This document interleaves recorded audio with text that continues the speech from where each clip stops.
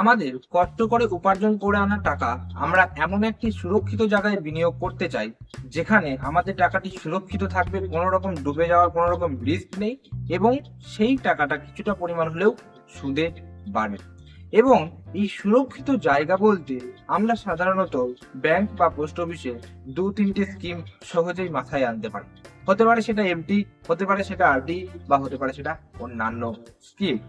কিন্তু ডিজিটাল যেটা investment, digitally ইনভেস্টমেন্টের তুলনায় এইখানে সুদের পরিমাণটা একটু কম হলেও এখানে কিন্তু আমাদের টাকা ডুবে যাওয়ার কোনো রকম চান্স নেই।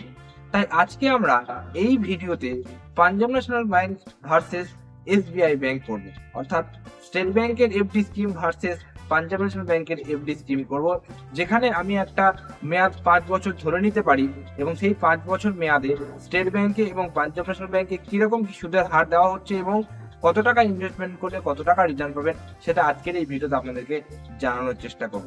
তো অবশ্যই কিন্তু ভিডিওটি শেষ পর্যন্ত দেখতে থাকুন। তো প্রথমে আসা যাক এসবিআই বা স্টেট ব্যাংকের কথায়। আপনি যদি স্টেট ব্যাংকে ইনভেস্টমেন্ট করতে চান, তো অবশ্যই যে কোনো এফডি স্কিমে 7 দিন থেকে 10 বছরের মেয়াদ পাওয়া যায়। কিন্তু যদি আপনি স্টেট ব্যাংকে ইনভেস্টমেন্ট করতে চান 5 বছরের জন্য, এছাড়া বলে রাখি, আপনারা যদি অন্যান্য মেয়াদের সুদের হারগুলো জানতে চান, আমার ভিডিও ডেসক্রিপশনে আমি লিংক দিয়ে দেবো, সেখান থেকে জেনে নেবেন। এছাড়াও আপনারা তো এখন ওয়েবসাইটে বা বিভিন্ন জায়গা থেকে আপনারা জানতেই পারবেন। তো 5 বছরের এফডি স্কিমে এখন যেটা স্টেট ব্যাংকে সুদের হার দেওয়া হচ্ছে সিনিয়র সিটিজেনদেরকে 7.5%, এবং যেটা জেনারেল ক্যাটাগরি পাবলিক যারা রয়েছেন তাদেরকে দেওয়া হচ্ছে 6.5%।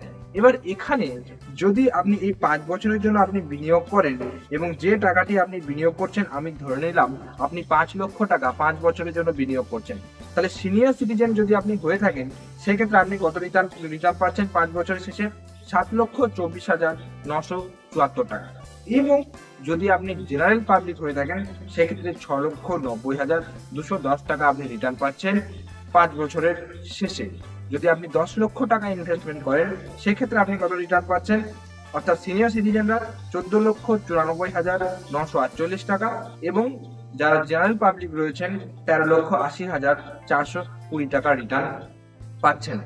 এবং যদি আপনি 15 লক্ষ টাকা ইনভেস্টমেন্ট করেন এখানে, তাহলে সিনিয়র সিটিজেনরা পাচ্ছেন 21,74,922 টাকা, এবং জেনারেল পাবলিকরা পাচ্ছেন 20,70,630 টাকা। এটা কিন্তু স্টেট ব্যাংকের কথা বললাম। এবার আসা যাক পাঞ্জাব ন্যাশনাল ব্যাংকের কথায়।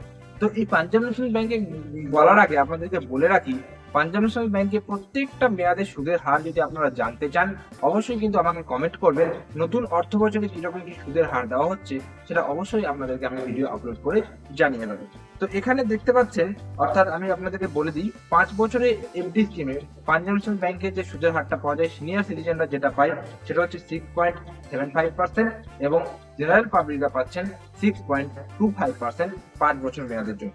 এখানে 5 লক্ষ টাকা ইনভেস্টমেন্ট করলে সিনিয়র সিটিজেনরা পাবেন 6,98,749 টাকা, এবং সিনিয়র যারা জেনারেল রয়েছেন তারা পাবেন 6,81,770 টাকা। যদি 10 লক্ষ টাকা ইনভেস্টমেন্ট করেন, সিনিয়ররা পাবেন 13,97,499 টাকা, জেনারেলরা পাবেন 13,63,539 টাকা। এবং 15 লক্ষ টাকা ইনভেস্টমেন্ট করলে সিনিয়ররা পাবেন 20,96,248 টাকা, এবং জেনারেলরা পাবেন 20,45,309 টাকা। অবশ্যই এইগুলো কিন্তু কম্পাউন্ড ইন্টারেস্টে ক্যালকুলেশন হয়। কিভাবে কম্পাউন্ড ইন্টারেস্টে ক্যালকুলেশন হয়, আপনার কত মাথা খাটাতে হবে না। আপনি আপনার যে ফোনের যে ব্রাউজার রয়েছে, সেখানে এফডি ক্যালকুলেটর বলে সার্চ করবেন, মেয়াদ আর সুদের হার এবং অ্যামাউন্ট সেট করে দেবেন, আপনাকে ক্যালকুলেট করে বলে দেবেন। আপনাকে আর মাথা খাটিয়ে ক্যালকুলেট করতে হবে না। তো এটাই আমাদের আজকের ভিডিও। কেমন লাগলো অবশ্যই কমেন্ট করে জানাবেন। যদি ভিডিওটি ভালো লেগে থাকে একটা লাইক করবেন। চ্যানেলে যদি নতুন থাকেন, চ্যানেলটিকে সাবস্ক্রাইব করে আমাদের চ্যানেলের পাশে থাকার চেষ্টা করবেন, কারণ এই চ্যানেলে আমরা বিভিন্ন রকম আপডেট সংক্রান্ত ভিডিও আপনাদেরকে আপলোড করার চেষ্টা করে থাকি। তো এটাই ছিল আজকের এই ভিডিও। তো সকলে সুস্থ থাকবেন, ভালো থাকবেন, টাটা এবং ধন্যবাদ সকলকে।